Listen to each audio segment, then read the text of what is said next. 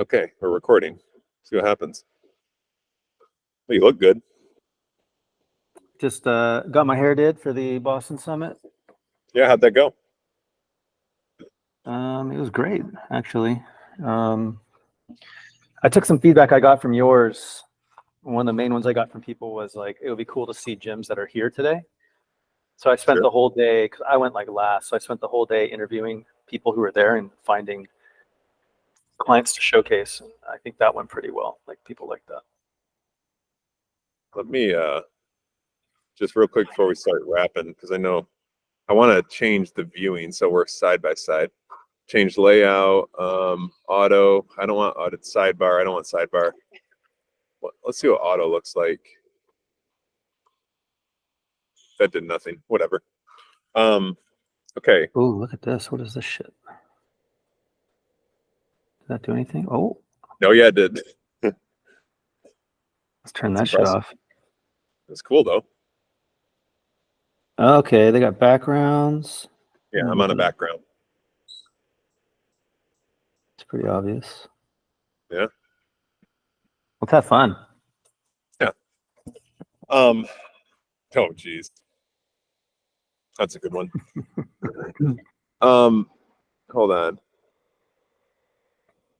I had a couple things, and I just want to see what you do, what you have, because we have good conversations that tend to serve value. Debt for gyms. Mm-hmm. You and I have a unique thoughts on finance.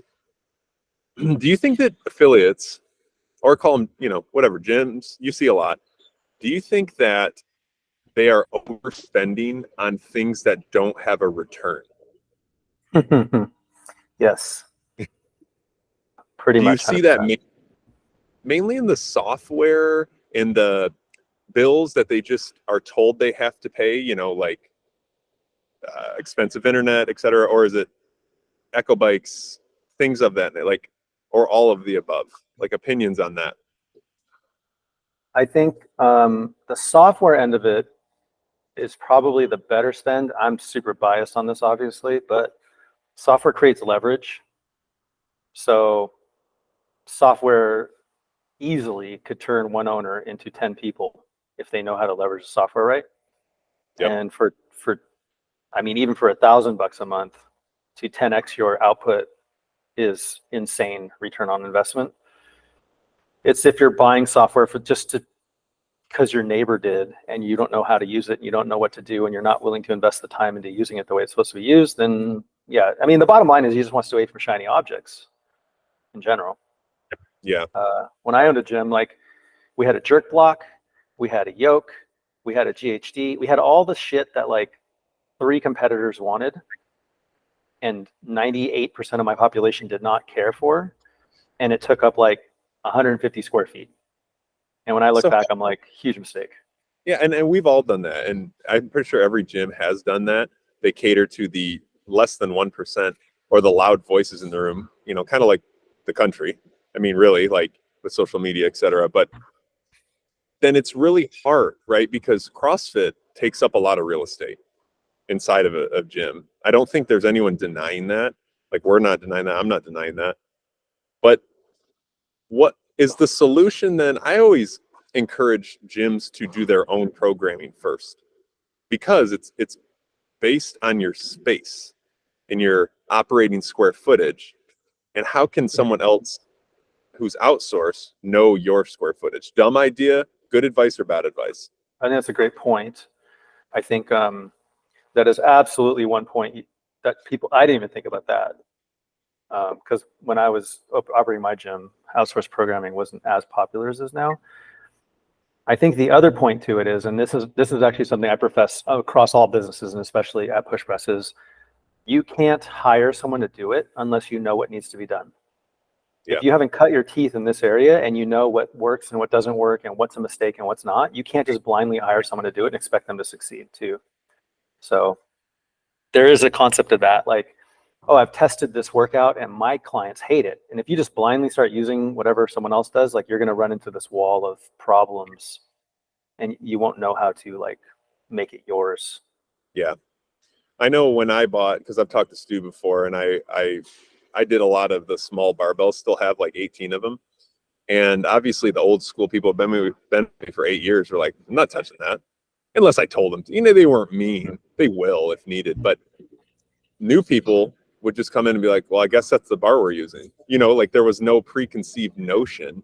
Yeah, it's a barbell to them. Yeah, so that I found that really cool and a change of culture.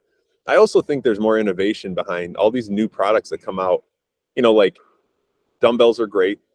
Heavy, GoRuck has some great like sandbags, things like that. Like you're still doing CrossFit, you're still doing fitness. It's kind of like, I don't know. And then when the coaching thing, because people hammer, well, it's dumb, and we have this big ego about coaching in a good way, right? Like we want you to be the best, and we'll always push for that. But if you can't explain, like I could nerd out about rowing, breathing, stroke rate, oh geez, what's optimal, like, so I could nerd out about rowing for an hour and get nothing done, but I have that much education on something as simple as fucking rowing. So it's like, maybe just don't think teaching an air squat is that basic. Really go for it. I don't know. That's kind of what I push people to do. So maybe it's you who's just less entertained. Seems boring. So I don't know. That's one thing. I think. I have a topic I actually want to debate with. Maybe not debate. That's the wrong word. That sounds. Debate's fun. That's what this world is. That's how we've all innovated. Well, I don't know where they stand on it. So debate makes it sound like I've already taken a position that I think they're counter to. I just read a book called The Inner Game of Tennis. You ever read that one? I have. I read it when I had anxiety about competing in basketball, which I'm learning is I'm reading John Deloney's book, An Unanxious Life or Non-Anxious Life right now, Ramsey bestseller. And I hate to sound like it's affected my life, but being a college basketball player and going through AAU circuits and getting recruited, it really fucked me up a little bit. So yeah, it's a great book. Yeah, I wanted to ask Denise Thomas about it last weekend, but I forgot. And it basically, I haven't gotten through the whole book, so I've gotten through part of it. And when I was reading it, I'm like, damn, if I was a CrossFit coach again, or if I was still coaching CrossFit, this could alter how I approach coaching. Because it's like, say less, show more, don't put too many cues in people's heads, some of that. I was curious, like, because I know when I talk to Zach and some other people, it's like the air squat could be broken down a million different ways. And we can really get into the particulars of the movement, and you could really fuck up a client being like, do this, do that, don't do this, keep your head here, eyes there, chest here, all that stuff, versus like, here, just watch me do an air squat, and then let's just go from there, like the book says. So yeah, and you need to read a person. If you're going to own a small business, you treat every lead like they are the thing that's going to make you. And there's some people right away where I'm like, they do not really want to be told a lot what to do or things like that. And instead of saying like, well, this gym isn't for you, like, how can I work with them? Like, I've had some people where I'm like, how are you here for 6 years? It must be because individually somehow we got to you. And some people need so much attention and some people prefer none, just to be around humans. I think that's. Hey, question. Are you going to, what are you going to do? Publish this out to your region? We'll see. I don't even know if it's going to exist. It would go on the YouTube, and then I could maybe pull clips from it or something that are, like, we already have so many clips, okay, that are of value, because nobody really talks about the value of conversations, because it's all AI, man. It's all AI today. This is AI, Dan. I think then one thing your audience should know is, like, I just got a text from Andrew, and he's like, hey, do you want to just talk about some shit? Like, he's just sitting at home. What is it, 1 o'clock your time? Like at 1:30? Just going like, how can I add value to my region? Hey, Dan, do you want to talk? Like, I find that pretty impressive. Well, thank you. Well, so let's try to disagree then. The next thing you want to talk about was the HSA thing, which is could serve massive dividends for the owners, and we're seeing it, and people are very excited. So you had some cons against it. You think? So, yeah, what this reminds me of is the whole Optum, everyone getting their head over heels for the. I mean, I get it. we want to be part of the preventative medicine world. We want to be part of the conversation when it comes to like, yo, man, like if you want to be healthy, let's stop taking pills and start doing squats. I get that. And I get that's why everyone's excited. The infrastructure, I don't think is in place for this to actually work yet. And it worries me when people start diving headfirst into it. And it's just going to be another shiny object that just is a waste of their time now. That's my concern. I think we're going to get there, but this is not a 6-month journey. This is like to get the medical institution to get around to this is like a decade thing, not a 1-year thing. Yeah, I hear you. I think when it comes to memberships, though, like if it's low-hanging fruit inside of your gym already and it is working, it's something to look into. But I agree to make big change, it's 10 plus years. Yeah. Here, the thing is you said, triple tax advantage. Even if you just had an HSA and you only paid your membership, you'd still, in theory, be getting roughly a 30% discount. But you like the HSA for a wealth building tool versus. It's not a wealth building tool. You can't use it to go on vacation or do whatever you want to do. Although it can. You can way later in life. Way later in life, you transfer it to after you're 65. I believe unused funds you can turn into a Roth. Yeah, but I mean, the point is like by the time you're 65 is when you're going to have that big treatment, that hip replacement surgery that might have $100,000 deductible. And they said, so to me, like the point of the HSA is like, you're going to have something big at some point, you're going to fall and like break your hip, have to replace that motherfucker. And your deductible at that point, 'cause you're on Medicare, is like nuts. And you're 50 grand out of pocket. And that could either come out of your Roth or it can come out of your HSA. If you've allowed it to accumulate in that manner. So like when I first heard it, I was like, just very cursory. I'm like, this is great. This is cool. And I started thinking about it and I'm like, well, the whole point of putting away $5,000 a year, whatever you do, $10,000 a year now, is it can grow tax-free, compound tax-free, get all those years of growth, end up being 150 grand sitting in an account. And then when you have that one big thing that you need to deal with, you can pull it out tax-free, and that's pretty cool. But if we're nickel and diming our way through all these years, I mean, you're a finance guy. Like, if you're taking out half of it or spending half of it, that compounding by the end is so much that you've lost. It's the 1 in 88 rule. Have you ever heard the 1 in 88 rule? Mm. For every $1 that you don't save or you buy stupid shit, turns into 88 when you're 65. So it's like, I look at it whereas if you're getting an employee to match something that's already free, triple taxed money, and then B, if somebody's like, I want to invest or HSA, dude, just throw it in index funds or the simple, VTI on download Robinhood and just throw it into VTI, and you're gonna get your, hopefully, historically on the stock market, it's 10% returns. Yes, you're gonna have up and down years, yada yada, but so it's like, if you would rather invest than invest that way would be my 2 cents. I don't know. Yeah, I mean, generally speaking, in general, the movement in this direction I'm for.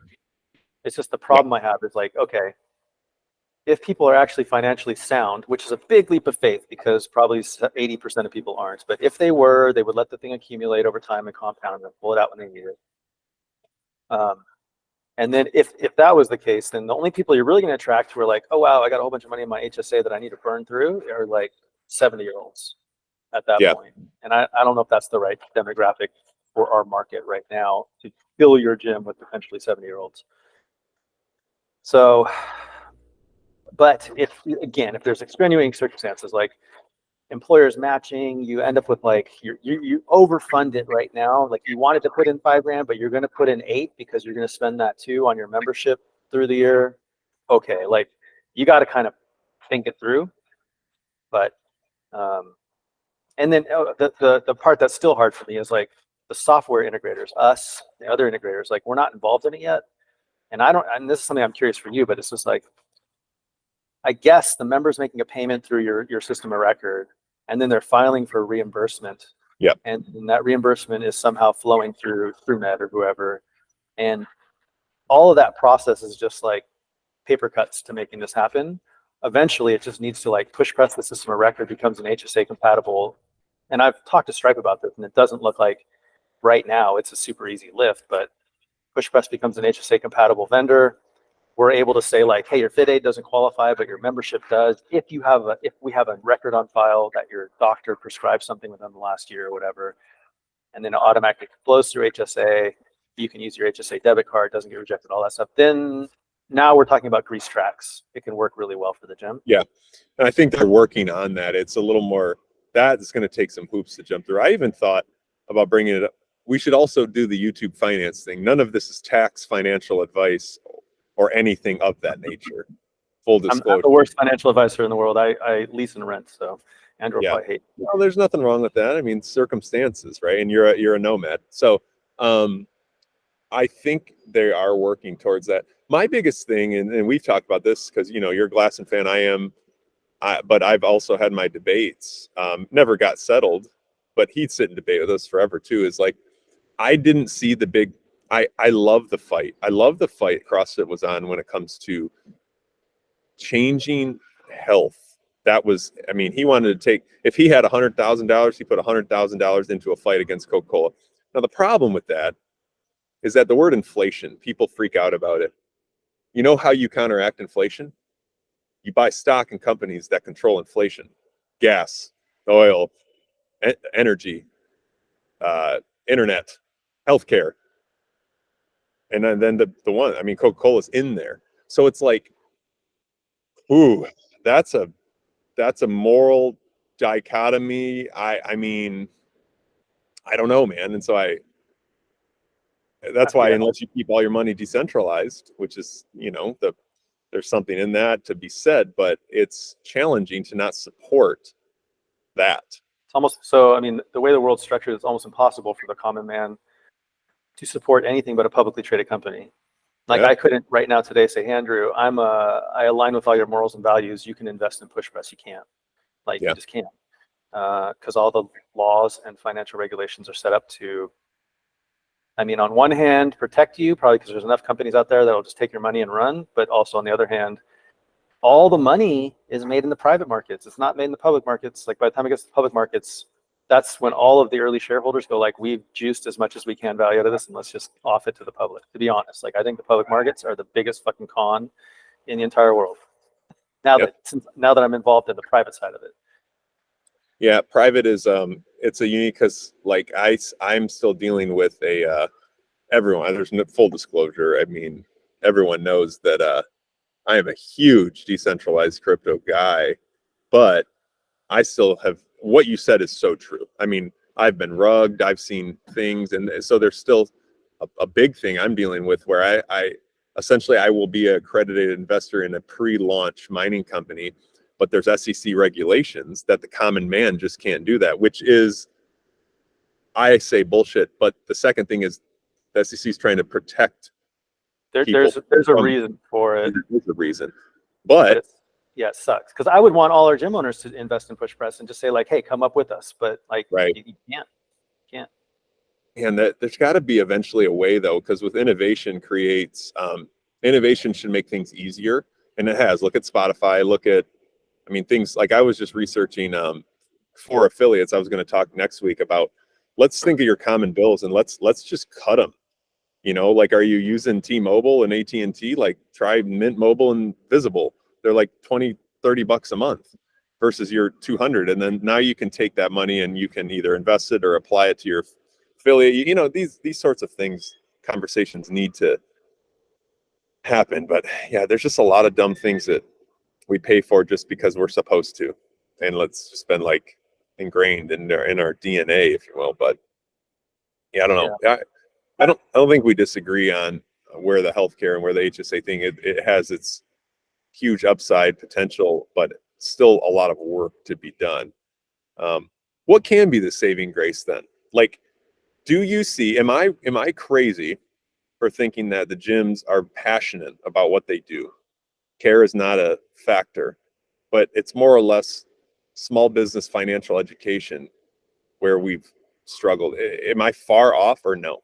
That's a big one. So I was just actually having a chat with somebody right now that, like, I think it was Stu posted a thing about like, let's go over all the different models your gym should have: financial model, marketing model, sales model, operations model. And I'm like, does any gym have any model, or do they just like show up in the Right. morning and just do whatever they got to do? And yeah, I think there's a large sense of, as an industry, we've got to learn how to become business people. There is no lack of passion. Like gym Right. owners wake up every day fucking fired up to help their customers do whatever they do. But they've got to also run a stable business with intent, which means like think about where you want to go, model it out on a spreadsheet, understand how models work, and then learn the levers that drive the things you want and move in those directions instead of just buying jerk blocks because you've got an extra $500 in your account. Like that's what we're doing right now. Uh-oh, did I lose you? No, you froze for a second. You're back. Okay. Yeah. Yeah, I heard most of that. The definitely no lack of passion. It's just your keynote was amazing, and I know you delivered it again. I'm sure people's jaws drop, but like to see the few case studies you pull up, they tend to be in the Midwest kind of area, right? They tend to be in places that you can get lower rent, lower stuff. Do you think that is an issue somewhat, where to meet demand with real estate, with rent, with cost of living, it is harder for a smaller business like a fitness studio, a CrossFit gym, whatever, to survive? I mean, what's going to be the thing that innovates and helps there? I don't know the answer. I don't even. This is where software can come in, and hopefully at some point we can get push press to this point. But yeah, like we've got to get business owners thinking more like a business in general. And speaking of the keynote, like I only did top line stuff because we haven't even looked at the bottom lines. We haven't looked at expenses yet. So all we understand is revenue. But yeah, like some of the concepts that I've had to learn for the last 4 years running Push Press, like I've got to get into the hands of gyms. What does the unit economics of a gym look like? What does the customer acquisition cost look like? Are we running a business that actually has sustainability? Small business is hard. Yeah. Small business is hard, and especially if you don't have a solid plan on exactly how your margins are razor thin between making it and not making it. There's a reason most small businesses fail. Yeah. So we got to get them there. Well, we're breaking up a little bit, but we've got enough to where the internet's getting really bad. I have no idea how this will record, etc. I will go to a better internet area and we'll see. But some good topics. Yeah, let's do this again. Why are you using Google? Because that's what CrossFit's using now? Yeah, I'm using it. We switched over to Google. It's not the Google, because this happens to be on Zoom where I'm at. I leave the house to go to work.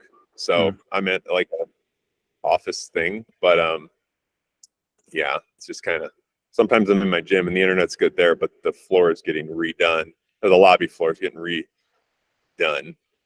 I exited. But okay. Good now. Maybe it was your background. Oh, it's good now? It's fairly good. Actually, you're not pixelated as much anymore. I wonder if it was me. I wonder if like something came up on this end. But no, well, it's always good to talk to you. I think it's like a brain dump. You have to have a brain dump every once in a while. But what you guys are doing is, I mean, you're truly making things easier for owners, and that's your passion. Like, I think AI thing is scary and cool, and we could talk about that another time. Yeah, that would be one. We don't even want to get into that, because I mean, like, you do a proper way to teach people AI, which I think is important, but also like I will fully disclose. Like I just sent an email to all of Kentucky because I want to get them a little more engaged with me, and I in there said this is a handwritten. The only thing I used AI for was the grammar check because I'm really bad at it. But this is not me putting something in like an automated thing. This is a real life, which I think people are soon going to appreciate that with the lack of connection that AI is really putting out. That's funny. I literally just recorded a video right now that said, like, when it comes to marketing, the fucking playbook, it's so easy. It's like anything like, okay, there are some marketing people out there and you can just, they sound the same. They feel it. You can like everything about them just feels it. I'm not going to call it any names, but like marketing people are marketing people.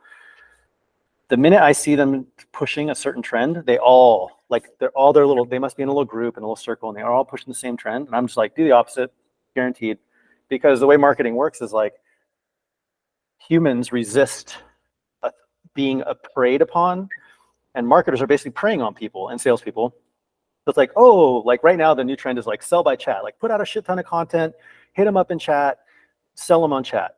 What's the first thing people are going to do once the general market is, once they hear that, is going to be like, oh, I don't want to chat with any motherfucker anymore because all they do is sell me. So it's like you just always do the opposite of what these people are saying, because the trend pretty soon is going to be like, no one wants to chat with you. So you got to find the next thing.